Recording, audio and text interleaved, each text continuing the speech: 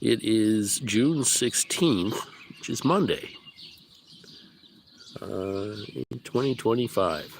And right now it is approximately 5:23 a.m. Central Daylight Time, which makes it about 10:23 Universal Time Coordinated. I hope and pray everyone is well this morning. We all had a pretty eventful weekend. They're interesting times in the United States of America right now. And for a few moments, I'd like to talk about Christy Walton and Walmart and their endorsements of the No King's Day protests.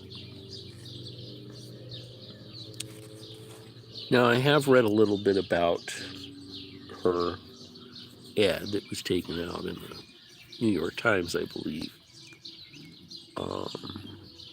And it's interesting to note that after that ad was taken out, Walmart, the corporation of which she is heir to some of the fortune, distanced itself from her statement.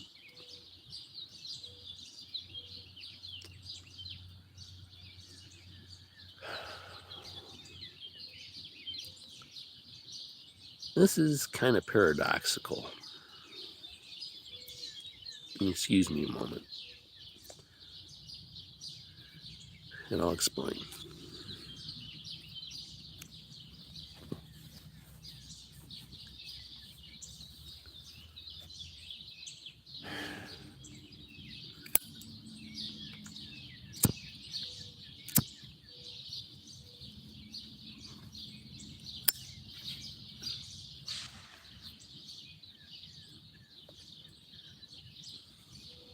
You see, Christy and the other heirs of the Walmart fortune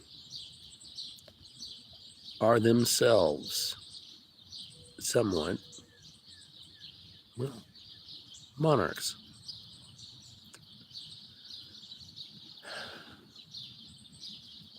They have their fortunes that were built on the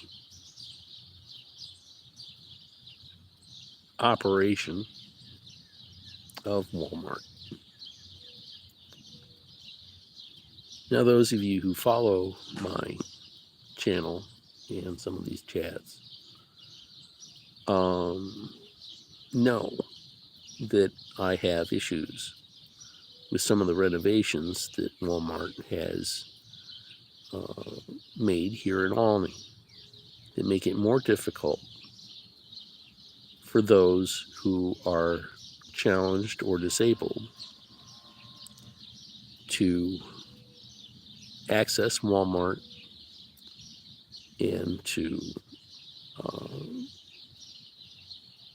use what public transportation we have here in our rural community in order to access Walmart. I don't know how much of Christy Walton's portfolio derives income from Walmart, but simply put, I assume that it's quite a great deal, and that she and the rest of her family still exercise a measure of control over Walmart.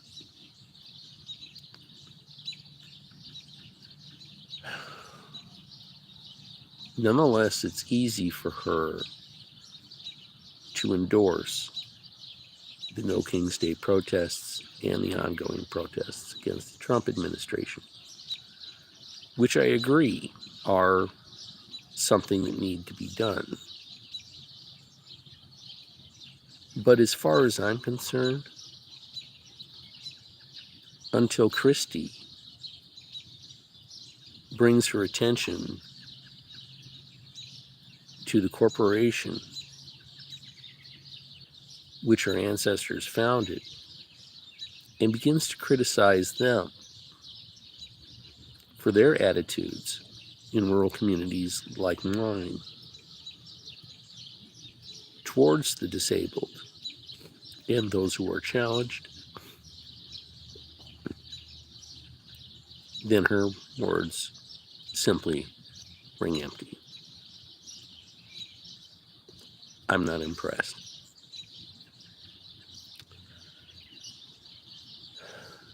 Now, to those of you who desire to continue protest, who are planning a general strike, my prayers are indeed with you.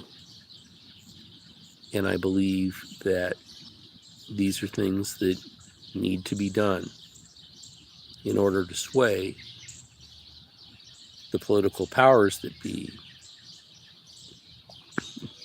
that they may correct their course and once again return us to a more democratic form of rule within our republic, where we do not tolerate the behavior of men or women that trample the law without disregard. It is most important that we try to observe and respect the law, that we try to remain civil and courteous to one another, no matter how we feel inwardly about whether we've been offended or slighted. We have to humble ourselves. We have to move forward. And in some cases, distance ourselves, no matter which side we're on, from those who taunt us, and have to remember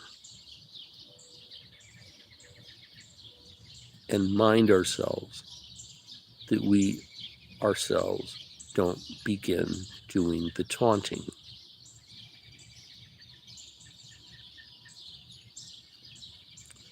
That's the only way we're going to be able to reclaim the civility that our nation once knew.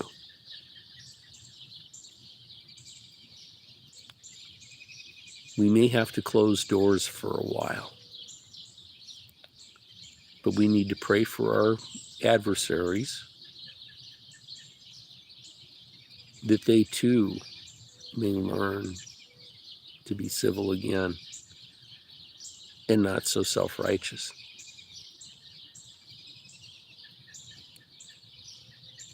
And of course, we have to guard against becoming so self-righteous ourselves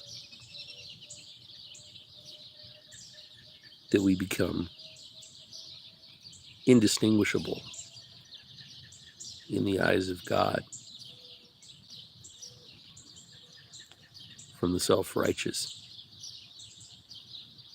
that we are attempting to overcome. So that's all I've got for everybody this morning. I'm going to have to get around. It's about 5:30. I'm going to have to make my breakfast before too awfully long. So until next time, I wish each and every one of you good luck, Godspeed, and we'll see you around town.